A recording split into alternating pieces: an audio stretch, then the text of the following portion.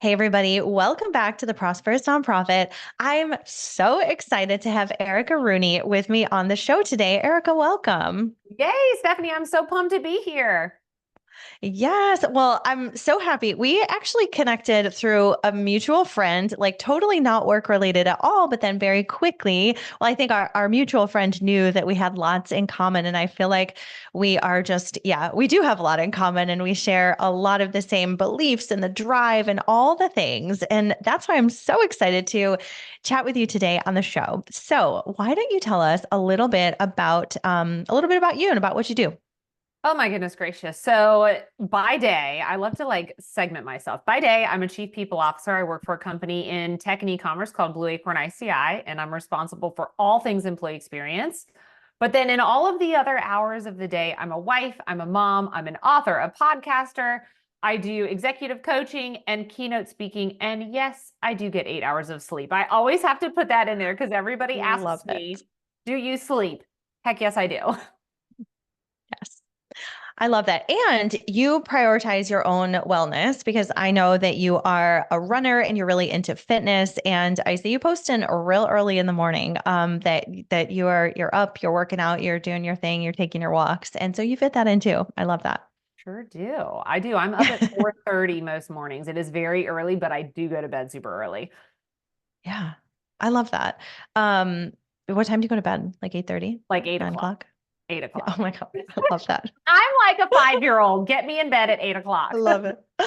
That's so good. Honestly, like the way that you feel when you in the morning, when you go to bed at like 8, 8:30, it's like I am a new human being. So I love that for you. Yes, amen. Amazing. Okay, so you're chief people officer of this company, and then you have all of your coaching, your speaking, your author, your podcaster that you're also doing. What was the journey that sort of led you to the space that you're doing your day job, but also then how did you kind of come into all of this additional work and becoming the thought leader that you are in this space? So I'm a very growth-minded individual, and I've always just chased after the next big goal, the next big thing, almost sometimes to the point of my detriment. So I remember being at 24 in college. I'd just gotten my master's degree, and I was like, great, now I got to go get my PhD. And my mentor at the time said, well, what are you going to do with that, Erica? Like, are you going to teach? Are you going to do research? And I was like, no, but like, you will have to call me doctor. And she said, that's not a good reason for 4 more years of school at the, minimum, plus all of the money that you're going to have to spend on that. And I was like, okay, fine, good point. So I just started going into a career that I loved and was super passionate about, which was health and wellness, why I'm still a fitness fanatic to this day. So I worked for Verizon for almost 8 years. And I got to as high as I could in my corporate ladder there in their health and wellness division. And I was like, but this is all there is. Like, I'm not even 30 yet. Mm. Or maybe I was like 32. I don't know.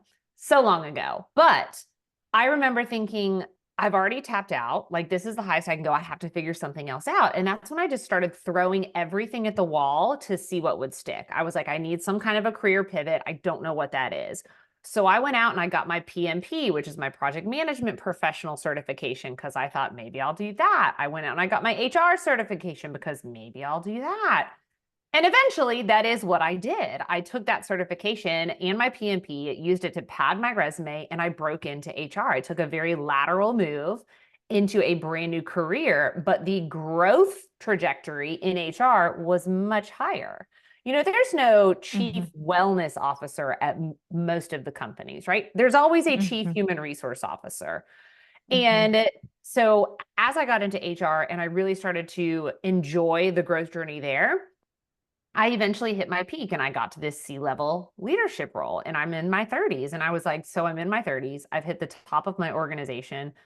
Am I just now going to have to continue to chase after bigger companies and take on more Mhm. responsibility and do more work?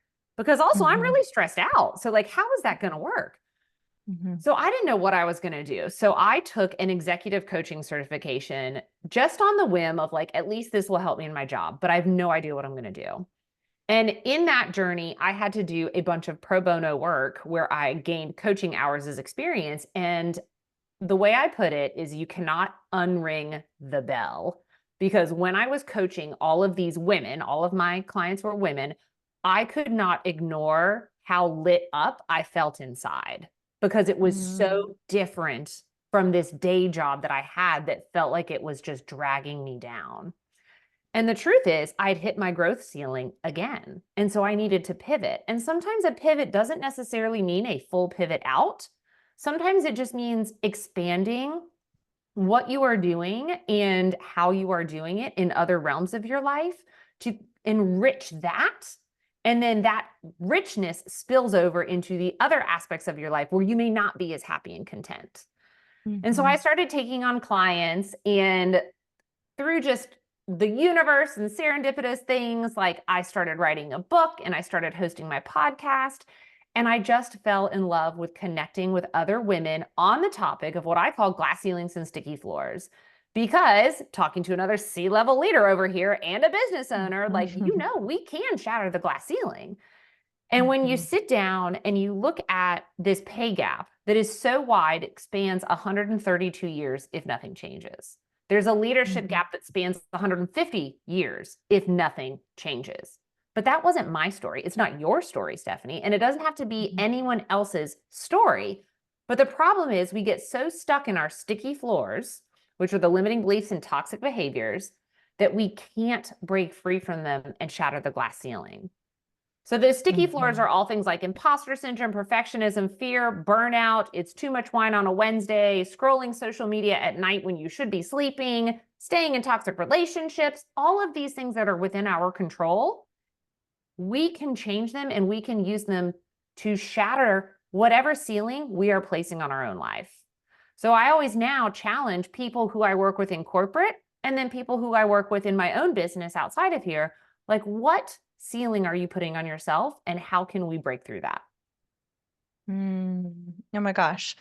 That's amazing. And I love how, I love how you sort of described the pivots that you've made and the changes that you've made. And it's not like you set out knowing exactly what you wanted to do from day one, post master's degree. It's like, let me do the next best thing that feels aligned.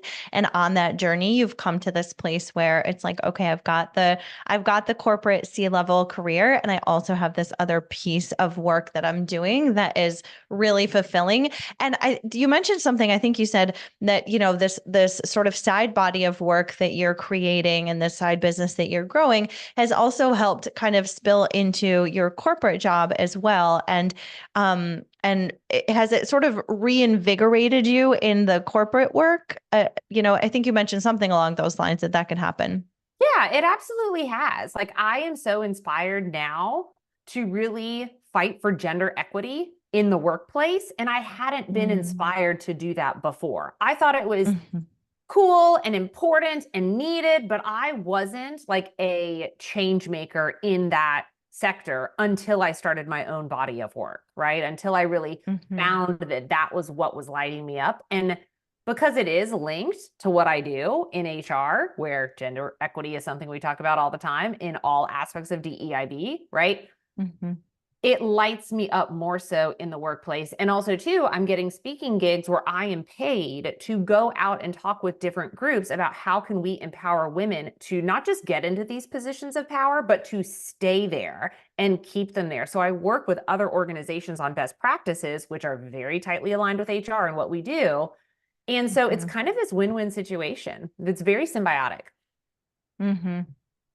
How does somebody know, like, I work with a lot of nonprofit leaders who are often in positions of leadership, and also often very burnt out, because they are essentially martyring themselves to the mission of their work. They care deeply about the work that they're doing, but are not taking care of themselves and or don't have the right systems in place in their organization to take care of themselves. And taking care of themselves, that means many things. Like, it's not just okay, going home at 5 o'clock and shutting down the laptop, but also creating a work environment or a job that feels really fulfilling for them. So how do you how does somebody know that they've got a sticky floor or they've got this glass ceiling? Like, I would imagine there's some feelings of like unfulfillment in their job, in their career, but like, what does that actually look like? And how does someone recognize that to be able to start taking change? Yeah, so I talk about this in my upcoming book, and I call it the SNAP method because it's very easy to remember, and I want you to snap out of those sticky floors. But the thing about sticky floors that is super tricky is that they are often unconscious, and we don't even Mm, recognize that we are either doing them or how they impact us. So you have to get really still and you have to really look deep inside of you and notice how you are showing up in certain situations, right? Are you stressed out? Do you have a racing heart? Are you not sleeping at night, right? Or maybe you're sleeping too much. It could show up in a plethora of different physical manifestations. And I have worked with some women who have literally gotten to the point where their hair was falling out in clumps due to the stress that they were under. mm, Those are mhm, all signs that something is not going well and something is not congruent, and it is your body's way of trying to tell you. I think as mhm, busy working women, we can so easily just sweep that under the rug because we talk about all the things that we have to do and all of these things have to get done. And I'm the only one that can do them this way. And then that stress starts to build up over time, right? We can do that in short periods. mhm, We can't do it in long periods. So you really have to go deep and figure out how is that showing up. And for me, I mhm, was really approaching this moment of burnout when I found myself just focused so much in on the work. I was pulling up my computer first thing in the morning. It was the last thing I was looking at night. I was working on the weekends. I was ignoring my kids and my family because I was the only one who could get this spreadsheet done. And everything would stop if I didn't get it done. And let me tell you, that's not true. mhm. And as skilled as I think I am, and as important as I think I am, if I were to drop dead or win the lottery, let's be positive. If I were to win the lottery tomorrow and quit my job, the business would still run. The mission Mhm, would still go on. And I don't say mhm, this to be like, you're not important, but I say this to show you that your level of involvement and the belief that you have about your level of involvement is not true. And if you can step mhm, away, and really what I have found to be the underlying belief here and the underlying sticky floor is that so many of us, especially in our generation, were taught that our output was our worth and that our mhm, work was our worth. And so we so inherently tie those things together that if I am not the best at my job, if I am not the one handling everything, then I am not worthy. And you have mhm, to really dig deep to find that and recognize that. But as soon as you do, you can start putting some of those boundaries into place and you can start rewiring your brain and those limiting beliefs that you have to recognize that I am good at what I do and I am important at this organization, but the world is not going to stop turning if I don't get it done this weekend. And to create that mhm. distance in that space so that you can have a healthy boundary. Mhm. Oh, that's so good. I know I've had this conversation with people before. It's like I've used the same language as you. If I died, or if you died tomorrow, honestly, your company, your organization would just replace you. Like that's what would happen. They would find somebody else. They can do the job just as well as you. And so I think, yeah, sort of de-emphasizing our own importance, I think is huge. And I tell this to my team a lot. I'm like, listen, the work that we do is important and it's good work. And we're helping serve these amazing nonprofits with financial management. And also, no one is dying. We are not saving lives. There is nothing so urgent at this company that you should need to work on a weekend. Like it doesn't exist. So let's just like de-escalate the importance of this work a little bit because you have to. Otherwise, you will have absolutely no boundaries whatsoever. I think that's huge. That's something I've definitely had to learn over the years. It's like, no one's going to create boundaries for me. Like if I want boundaries, I have to create them myself. And that's something I try to teach to my team because as we have like lots of different clients, everybody has their own ideas of priorities and their own ideas of boundaries. And so I've had to really help show my team, like, your clients are not going to create boundaries for you. They're going to only adhere to the boundaries that you set. So yeah, I think that's such good advice. So good. Well, and if you think about the nonprofit world, right, these are all mission-driven organizations that are really out there to make an impact in the community. They don't have all the dollars that the big wigs like the Verizons and the Apples and the Mhm. T-Mobiles and the Toyotas of the world do. So often the people who are working in these organizations, they have to be scrappy, right? And they have Yes. to utilize what they have at their fingertips, which is their time. But what I Hmm. challenge people to think about is if you burn yourself out to the point where it impacts your stress and your relationships and all of that, you're not going to be around to see the success of this nonprofit organization. So you have Hmm. to really kind of pull yourself out of that mentality that it has to be me or it can only be me and it all has to be done now, and really look forward like 10 years, right? Let's just game this out. 10 years down the road, is it going to matter if you got that spreadsheet to them on a Friday at 5 p.m. or a Monday at 10 a.m.? Right. Is it going to matter if your email inbox was at 0? Because let's be real, we all love an empty email box, but let's also be real, Hmm. it never happens. So Hmm. no, none of those things are going to be what matters. What's going to be what matters is that you protected your inner peace and that you can then show up for your people, for your nonprofits, cause, and your mission and your vision, and you can fill them because you have filled your own cup first. Hmm. So true. It's so true with, I mean, I even think about that sort of application with my family. Like if I'm constantly just like serving, giving, doing everything for my family, for my kids especially, and I'm not taking any time for myself, I'm actually not that great of a mom because I'm really short-tempered. I'm really grumpy. I'm like very quick to just like be annoyed at every little thing. And so that's actually not in service of them. If I'm like grumpy and snappy while I'm doing things to support my family, how supportive really is that? So, yeah, so true.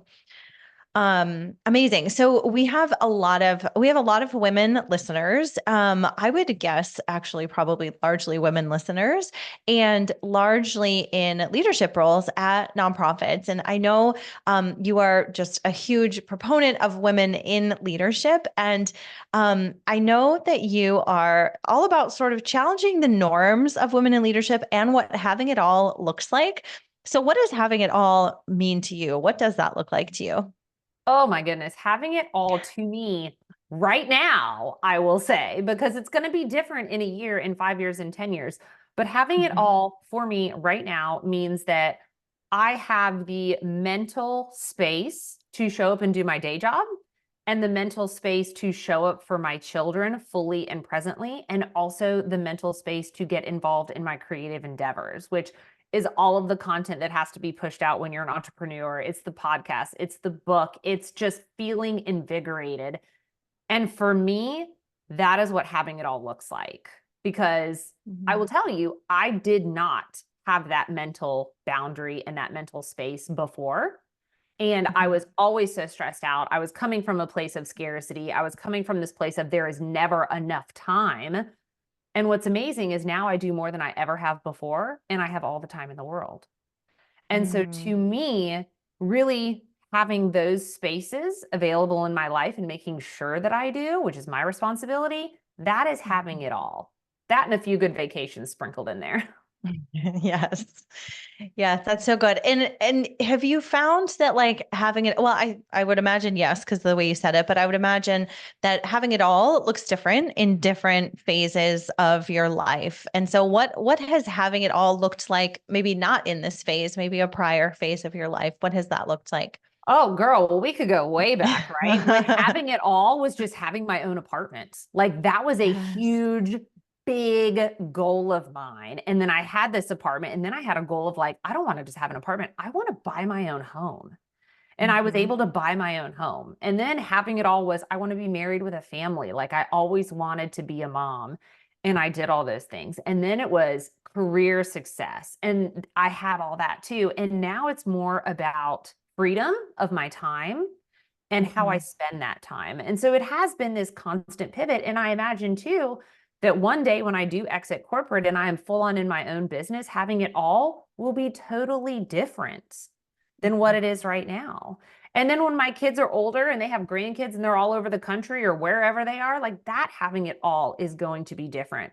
But what I have learned throughout all of my growth and my pivots is that it all that society puts on us, right? To work like we don't have kids, be a mom like we don't have a job, all of these things, we put way too much emphasis on the shoulds.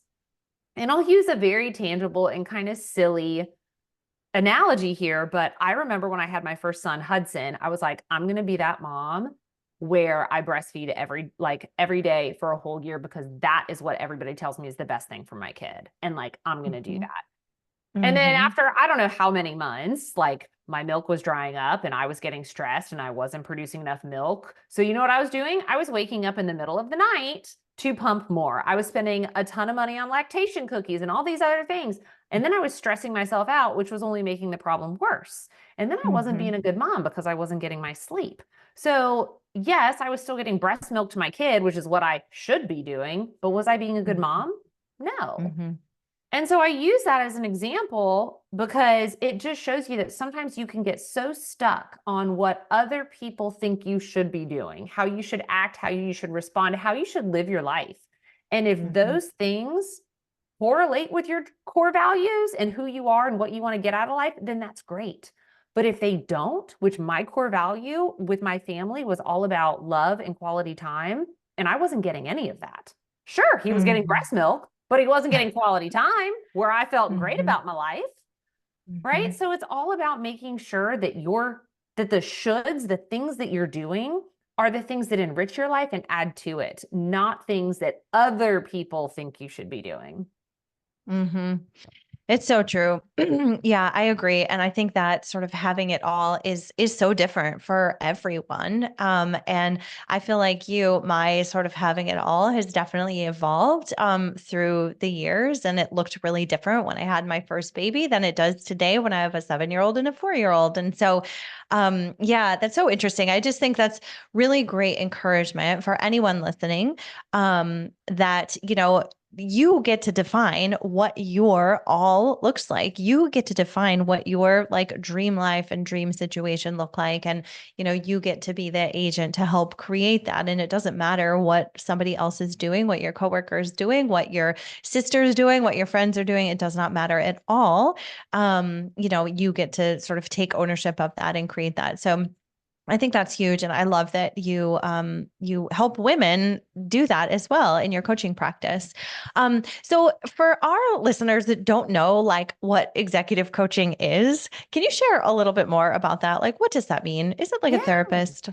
A little bit, right? It's a little Yeah. bit like a therapist. It is, but I also love to say this because I do go to therapy and I think everybody needs a therapist, but a coach is somebody who really helps you look forward, right? Therapy is a little bit more like looking backwards and uncovering kind of the why you do things and act, and then they give you the tools to move forward. Whereas coaching is more like, let's look at this and figure out how to drive you forward towards your goals. So a therapist can be a great coach, but a great coach cannot and should not be a good therapist. So I do love to say that for all my therapists out there listening, you know what I mean. But coaching is really there to solve problems for you and to help you solve those problems in ways that work for you. So if you have a good coach, you will be getting questions asked to you that are very open-ended. They're not yes or no questions. They're hows, what's, when's, right? Therapists are going to ask you more why questions, right? So that is kind of the difference between it. But what I like to tell people too is I consider myself a little bit of like a coach consultant in that I have way too much industry knowledge and HR knowledge to sometimes not tell you what I know and tell you like, I'm not going to ask you what you think you should do here. I'm going to tell you what you should do because I've been a chief people officer and I've been in HR for 15 years.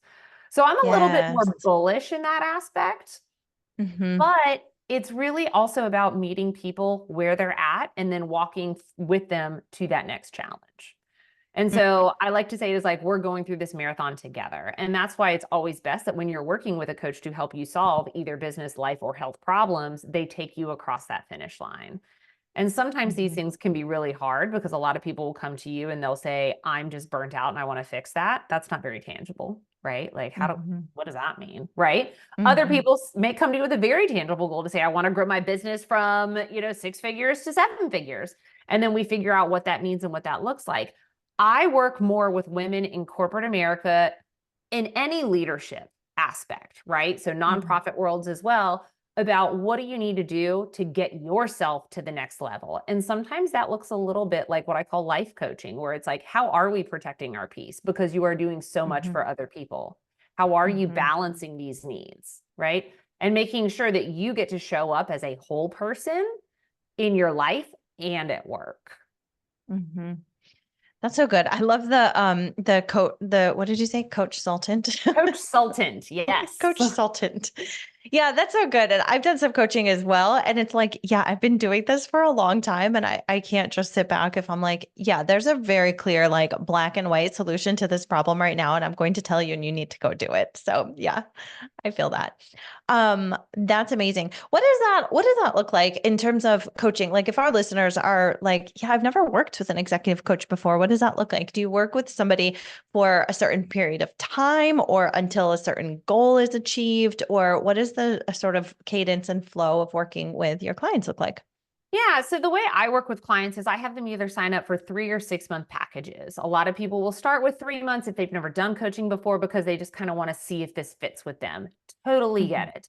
And we meet on a weekly basis and we talk about whatever pressing problems are there. But we also go a layer deeper. And that is on our very first session together, I have you fill out this assessment to gauge where you're at and how you feel in different realms, right? In your personal realm, how do you feel about executive Mm. presence, communication? And I go through a lot of the skills that a quote unquote executive should have, and that often are the ones that women are told holds them back, right? I already said executive presence, but that's a big one because so many women get told early in their career, you lack executive presence. Well, what the hell does that even Yes. mean, right? Yeah. And so we dive into how do you feel about yourself in those areas? Because if you're like, Erica, I'm a 10 in communication, great. Let's not waste our time on that. Right. But if Hmm. you feel like you're a 2 in executive presence or a 2 in strategic thinking, let's dig in there and talk about those things because that's what you need to take yourself to the next level.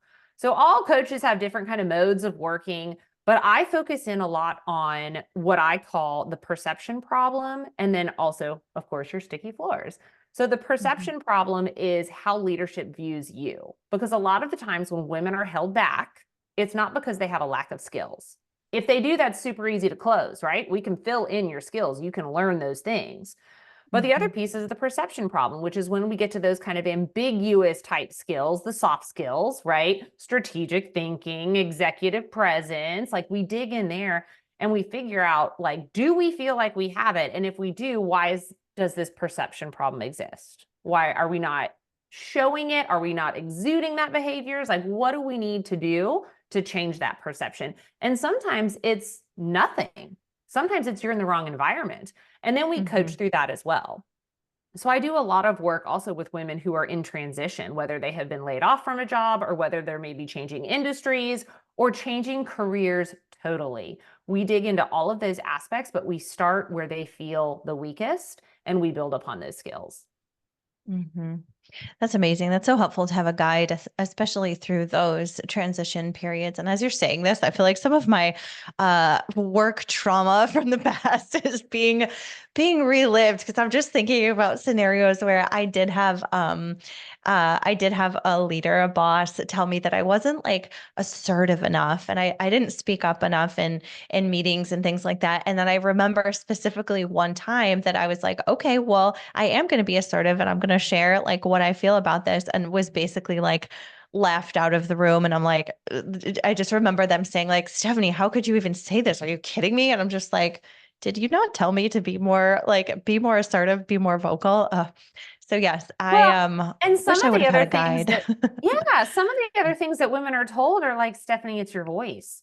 What does that Mm. mean? Right? Yeah. And you're Yeah. never going to be able to change your voice. But if you come to me Yeah. and you tell me as your coach that somebody told you your voice doesn't make you sound like a leader, number one, we Boy. squash that because that's like saying your height is a problem in this organization. Right. Nobody Right. can control their height. Nobody can control their eye color, right? So like, Yeah. let's talk about that. So we really kind of break that down so that it does not become a hindrance to you. And then we talk about Mm-hmm. how can you respond to that? Mm. Because that is the next tool. And that, would be something to be would have helped you in that situation, right? When we talk about you're not assertive enough, what does assertive look Mm-hmm. like to you? Because Mm-hmm. assertive is also a very ambiguous term, right? Like some people will Mm-hmm. look at you, Stephanie, and say, you're too assertive. You're a Yeah. business owner. You do all these things. You push all this podcast stuff out. That's too much for me. You're too loud. You're too extra. But to Yeah. somebody else, you're not enough. So, like, what do we do to Mm-hmm. get you to a place where you feel worthy and enough with that, but that you can respond accordingly? Mm-hmm. Whew, that's a lot. I We know all we need went you. deep real quick. We went deep real Yeah. quick. Oh my goodness. Yeah, we all need you. Okay, so say so how does somebody find someone like you if they're like, yeah, I just feel like I'm stuck. I'm not in the place where I want to be. I can see some of these things that are holding me back. I know what my goals are and I just don't know how to get there. What are some resources for that person or how do they find, someone like you to help be their guide? Yeah. How do we Yeah. find you? Well, you can find me now by heading to any of my socials, but here's what I love about coaching is that there are so many amazing coaches out there and like do your due diligence and do your investigating on them because there's also a lot of really crappy coaches and ones that don't Hmm. really know what they're doing and they don't have the experience. I am a Hmm. big fan of looking for people who have experience in your industry. There is Hmm. something that is just so powerful about having someone who's been there, done that, and they have the knowledge and the experience. But you don't Hmm. have to have somebody who's been in your industry. For example, I'm in HR. I've been in many industries, right? Like I Hmm. can do a lot of those things because my body of knowledge is in every business.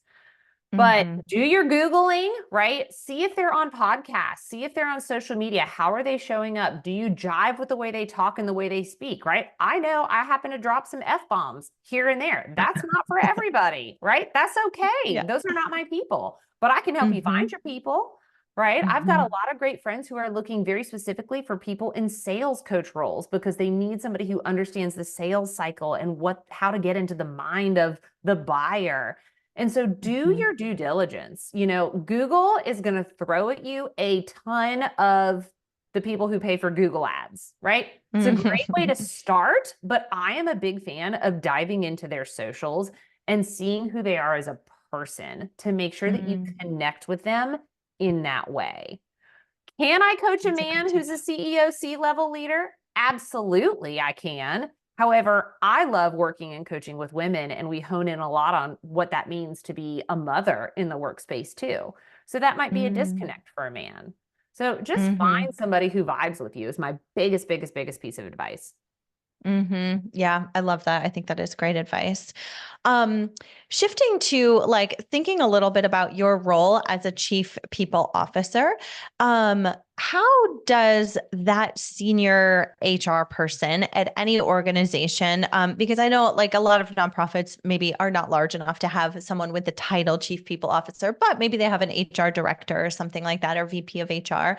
How does that person sort of bring some of these principles into the organization and help build up women leaders internally, or maybe not even an HR person, like an executive director or a CEO of a smaller organization? How do we bring this into our organization? I realize I'm also sort of asking for myself because I have a lot of people on my team as Yeah, well. So like, yeah, yeah. yeah, No, I tell us mean, a little bit more about that internal. yeah, that is a great, especially for nonprofits. Like I love to give back to the community and I work with nonprofits all the time if it fits, right? So for example, we have an organization here in the RTP Raleigh Triangle area, and you probably have it up there, but it's called Dress for Success. They're a Mhm. nonprofit that is aimed to get women into the workplace and have financial freedom, which funny enough, now that I'm talking about it, it's like both of our things, right? Yeah, But yeah. they were doing a session for women's empowerment and someone gave them my name. There's obviously no budget for me to come speak to them, but I do it because it aligns with my mission, right? So if you Mhm. are in the nonprofit sector and you're like, wow, I want to bring this to the organization, just reach out, right? Find somebody who Mhm. fits your niche and your mold and what you're looking for. And sometimes those people will be like, you know what? I do want to show up and work with this team for a little bit because that's how I give back, right? Mm-hmm. I don't make the time in my life right now for regular volunteer work, right? So Mm-hmm. when these opportunities come into my inbox, I love it because it is my opportunity to give back to the community. Now, if you are an Mm-hmm. executive director or an HR practitioner in the nonprofit space and you're like, I want something that's a little more meatier and a little like longer standing, you can work and put together your own programs, right? Pick up a good Mm-hmm. book, one of these amazing books that I'm just looking up at all of the self-help books I've read over the years that are all about growth and the growth mindset and working through challenges, and put your own curriculum together, right? There are Mm-hmm. so many HR teams that have a whole learning and development like group and subset because it's their responsibility to bring the learning and development to the team. So talk Yeah. with your leader and say, hey, I want to bring these programs. And like, yes, this is new for me. I've never done it and I'm not a practitioner, but I could be. And Mm-hmm. start to bring those lessons, just be scrappy about it, right? Like when I started Mm-hmm. my podcast and I started sharing my message, it was very, very scrappy. I'm sure it was the same for you. There were no resources, there were no experts, but over time that program builds and evolves and you then have this whole plethora of resources at your tips because you've created them. Mm-hmm. I love that. And it's, so much it's like, well, if there's not an existing resource, then we just have to create it. Like there wasn't an existing business that did exactly what I wanted to do. So I created it. And I think it's like having that, there's a little piece of it too. I think it's like you got to have the drive to want to do that and to want to prioritize that and fit that into your life, into your work. But I think I think that's huge. I love that advice. Fantastic. Well, tell us, okay, I know you've got all of the things that you do. You also have a book coming out. And oh, actually, no, before we get there, I have to ask you this question that I ask all of our guests is what does a prosperous nonprofit look like to you?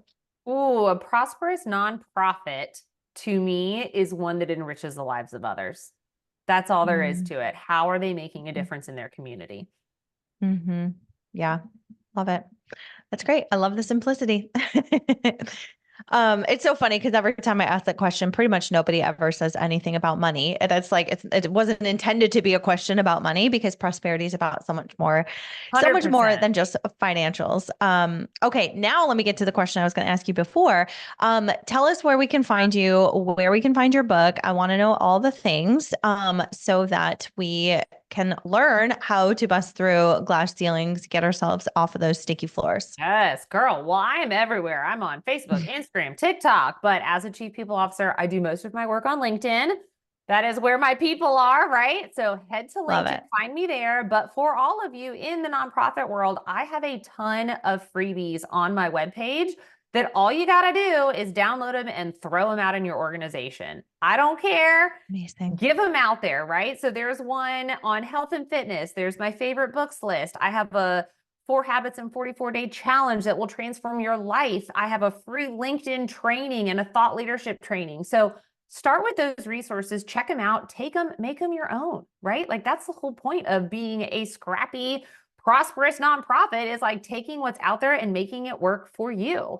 So do all of those things, hit a girl up. I would love to come see any and all of you anywhere. And that's how, oh, my book will be out in Q3, Q4 of 2024. So more to come on that. But if you go to my webpage, which is just my name, ericaandersonrooney.com, you will have all of the goods.